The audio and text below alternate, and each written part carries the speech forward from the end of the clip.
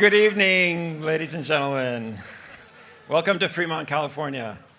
We're out here at the test track of our Fremont factory, just a few meters away from where we actually build all of our Tesla vehicles. We're super excited to have you all here.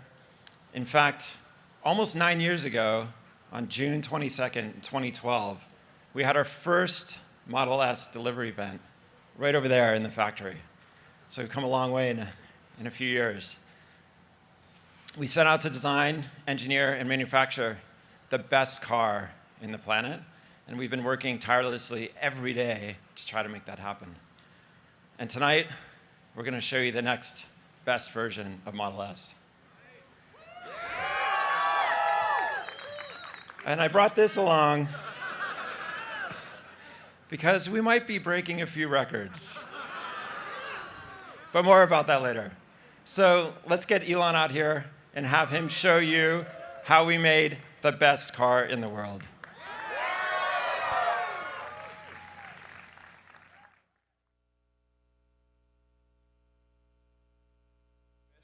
Car of any kind.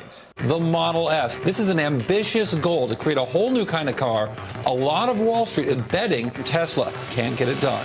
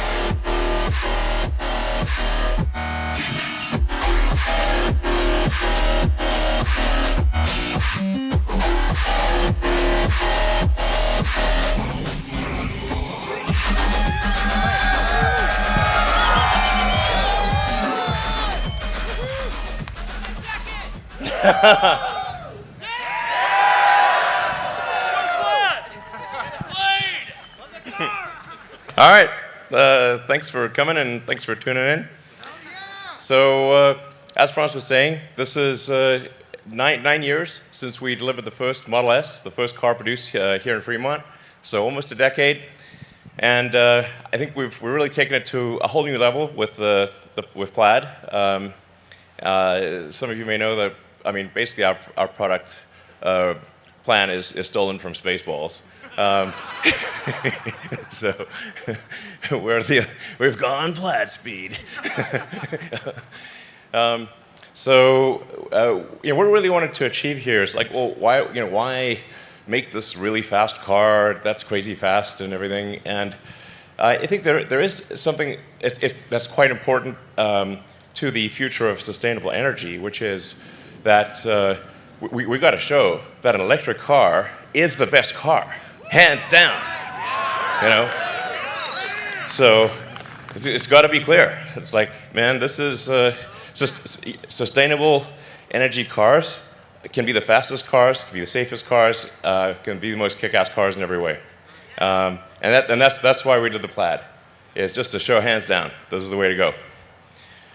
So, Yes. Pressing slide. There we go. All right. So we've made huge improvements from the original car. Well, actually, who here, has anyone here, probably some have, bought the early Model S? Like the, yeah. All right. Well, thank you for your support. You can see the huge improvements we've made. So, and it started off with good performance, but now with Plaid, we've managed to break the 2-second barrier, if you will. No production car has ever done 0 to 60 in under 2 seconds. And this is a 4-door car, seats 5 adults, et cetera, et cetera. It's like, you know, this thing's moving. I mean, this is like what I call like limit of physics engineering. It's not relative engineering. It's like, what does physics say we can do? Because physics is the law and everything else is a recommendation. So, in addition to a crazy performance, it's also got a long range. Even with the tri-motor high performance, it's got almost a 400-mile range. And in the dual motor configuration, it's got a 412-mile range. So, 420, give or take. So, that joke will never end. So, and we've also improved the supercharging speed, so you can get 187 miles of range in 15 minutes. So.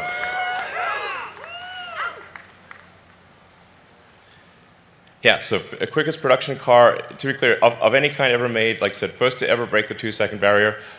Later tonight, you'll get a chance to drive around the track, and like this is really something you have to feel to believe, because it hits you right in the limbic system. It's like, damn, like, whoa, yeah. It is basically, what is the car that we can, how can we make a spaceship a car, you know? So, hello. Let's see. Yep. And then in terms of additional stats, it's also the fastest production car to complete a quarter mile, so 9.23 seconds. It's got a 200-mile-an-hour top speed, over 1,000 horsepower, almost 400-mile range. Like I said, charges so fast, you know, it'll be probably done by the time you have a coffee, basically. And talking about some of the sort of details behind it. So we have an all-new battery pack. And then something we're really proud of is the new carbon-sleeved rotors for the motor. So this is the first time that there's, to the best of our knowledge, there's been a production electric motor that has a carbon overwrapped rotor. So this is a super hard thing to do because carbon and copper have have very different rates of thermal expansion. So in order to do a carbon overwrapped rotor, you've got to wind it at extremely high tension. It's a very hard thing to do. We actually had to design the machine that makes the rotor. So no such machine existed before. It also means we can have the electromagnetic field be super efficient and have a tight gap even at super high RPM. And it's single speed from 0 to 200 miles an hour. So it's just, the RPM is so crazy that just the centrifugal force wants to expand the rotor. So the carbon overwrap actually holds the rotor, basically holds the rotor together. It's like madness. So, yeah. So let's see. In fact, we're going to show you the motor. In fact, you might have had a chance to see the drive unit. And we can go closer.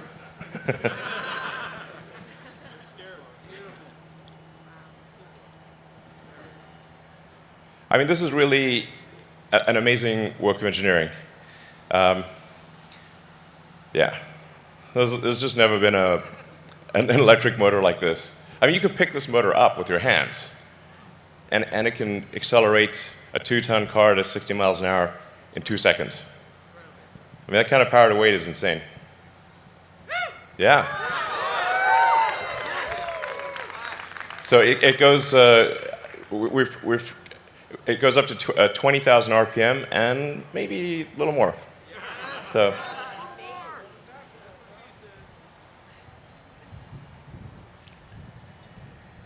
Yeah, I was just taking a close look at it. So, let's see. Okay, let's switch back to the slides, I think.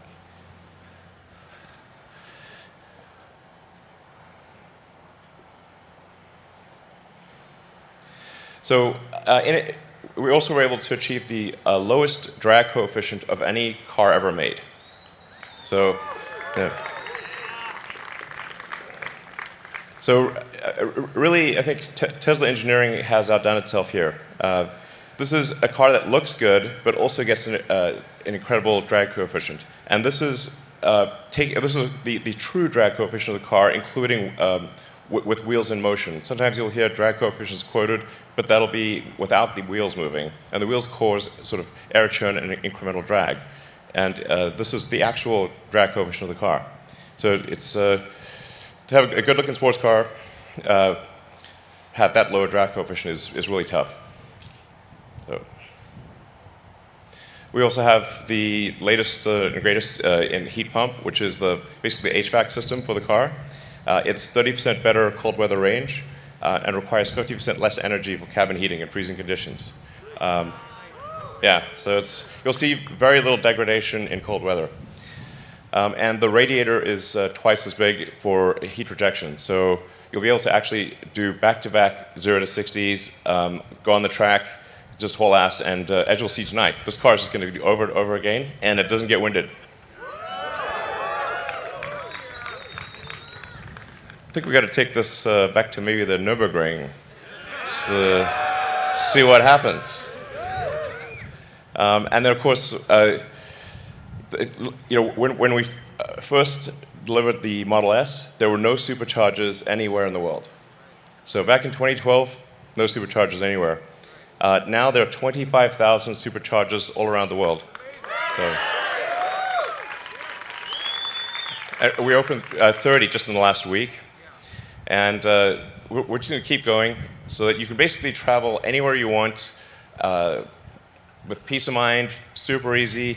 Keep increasing the power of the superchargers. We're 250 kilowatts. Obviously, that we'll start going to 280, 300, 350.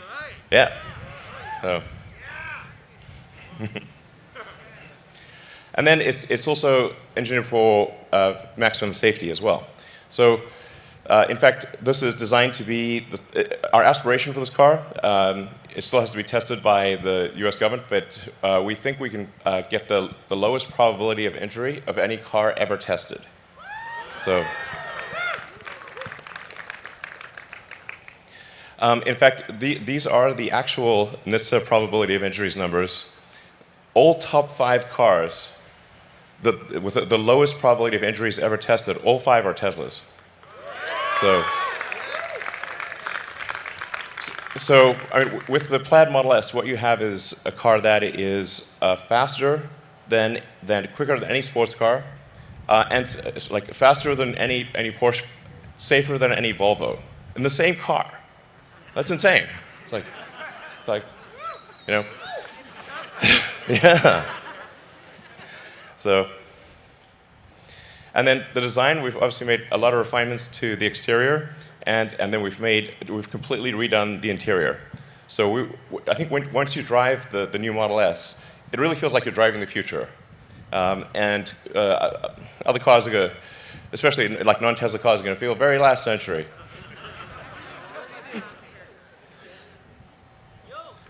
So all new interior.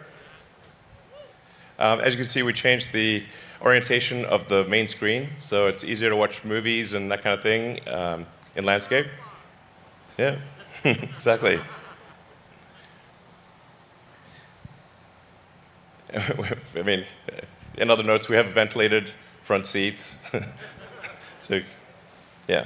Anyway, I think it's really, you drive around and it really feels like, okay, we're in 2021. Great. We have this yoke steering wheel, which is a little different, but I think once you try it, you'll think it's great. The visibility of the main screen is super clear, especially for autopilot. So you can see the entire panoramic view you can basically see the mind's eye of the car. Yeah, it's really cool. So. And then we've gotten rid of the stalks. So, I think generally all input is error. So we want, if you have to do something that the car could have done already, that should be taken care of. The software should just do it. So you can actually just literally walk up to the car, it senses that you're approaching, unlocks the car based on your phone. It just basically pairs with your phone, knows that you're coming to the car, opens the door, extends the handle, you sit down, and you just drive. You don't have to press the drive or anything like that. The car knows you want to drive. It figures like, yeah, good guess, you know. So, and then it's using the autopilot system to know where the obstacles are. So obviously, if there's something in front of you, you want to go backwards, and if there's something in back of you, you want to go front, most likely. And then it will adapt to your to your needs. So if it sees that you're always doing this, you're changing to reverse or forward in particular situations, it'll try to remember that and geocode it to that location. So then you won't have to do it in the future. It will just keep minimizing the amount of input that you need to do until the car just reads your mind. So it's gonna be great. Yeah. So we've redesigned the interior. We moved the interior so that the front IP is actually slimmer and thinner. So we were able to move the front seats forward, giving more room to the back seat, and we reclined the back seat more and reduced the interior trim. So basically, the current Model S, the back seat is not amazing, but the new one, it's actually a legit back seat. I'd say it's like it's good. So you can. I think it's quite a comfortable back seat, and you've got also a rear screen, and you can control everything from the back. Yeah. So it's got dual inductive chargers for your phones in the back and dual inductive in the front. And it's a 36-watt power supply, so you can actually charge like your, laptop or anything. Basically, it's a 36-watt USB-C. Yeah. It can also pair with multiple Bluetooth devices simultaneously. So multiple people could be controlling music, or somebody could be playing a video game. So it's you can do multiple wireless things simultaneously.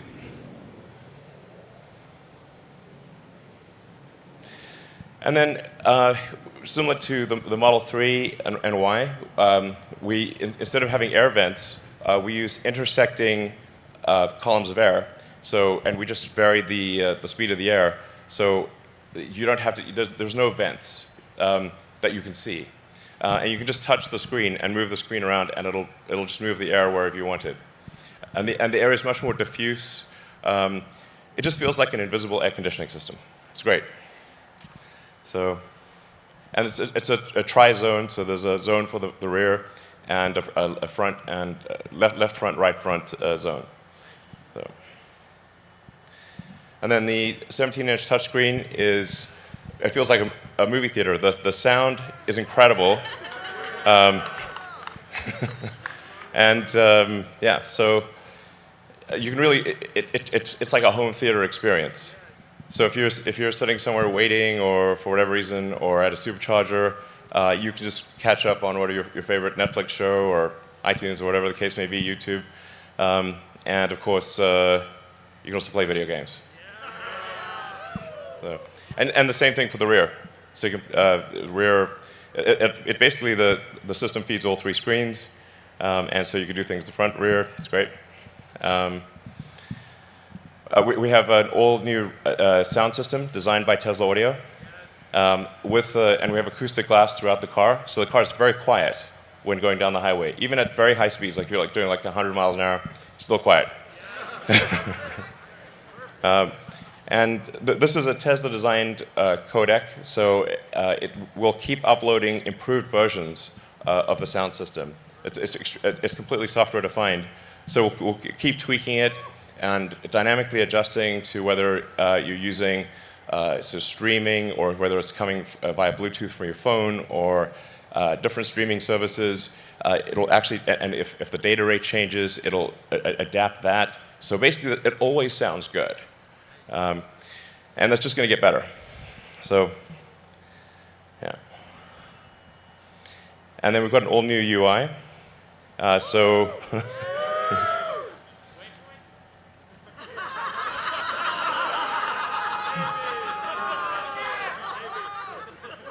Really want waypoints.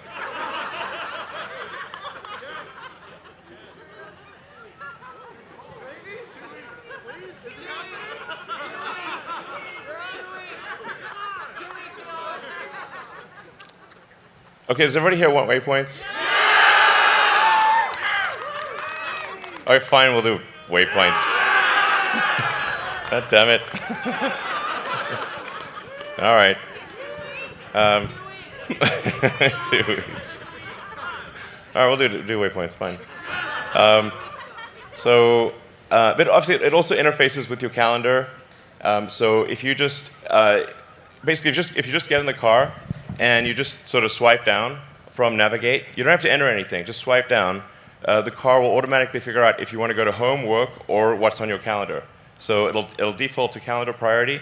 And obviously, if you're at home and it's kind of a weekday or whatever, it assumes you're going to go to work. So you just swipe down, it automatically navigates to work, and checks traffic and gives you an optimal route.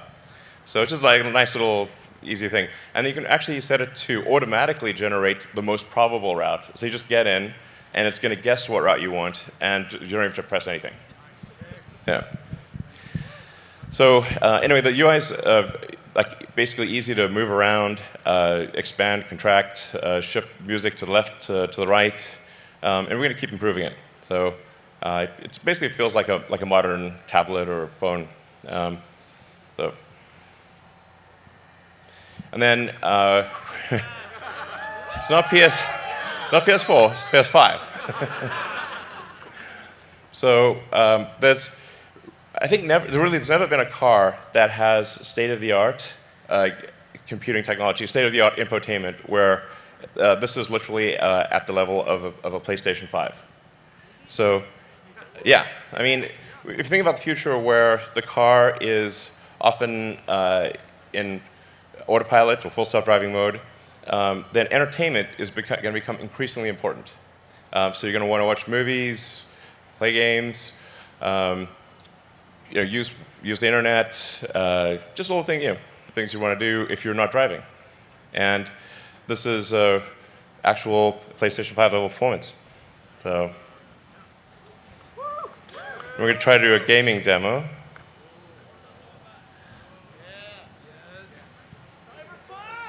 Yes, it can play Cyberpunk. So this is somebody playing the car right now. This is playing live. Yeah. So it's pretty great. So have fun in the game. It's gonna be great. So all right. So high frame rate will do 60 frames a second with state-of-the-art games. Yeah. All right, so we got incredible performance, interior of the future. I think engineering that's practically alien. So, like I said, simultaneously the safest car in the world and the fastest. This is insane. So, we also got look at some things like the power curve. So I think this really illustrates the difference. It maintains 1,000 horsepower all the way up to 200 miles an hour.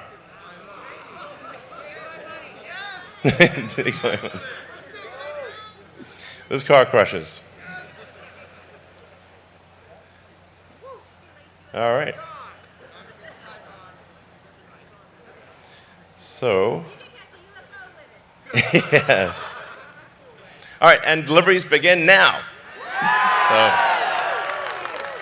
So we're in production. We're going to deliver the first 25 cars now, and then basically we should be at several hundred cars per week soon, and 1,000 cars a week probably next quarter. So please enjoy. We put a lot of work into this.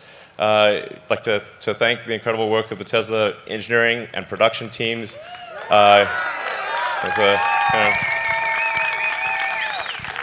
like, my hat is off to Tesla engineering, production, design, the whole group. They put their heart and soul into this. So hope you enjoy it. So let's deliver some cars. All right.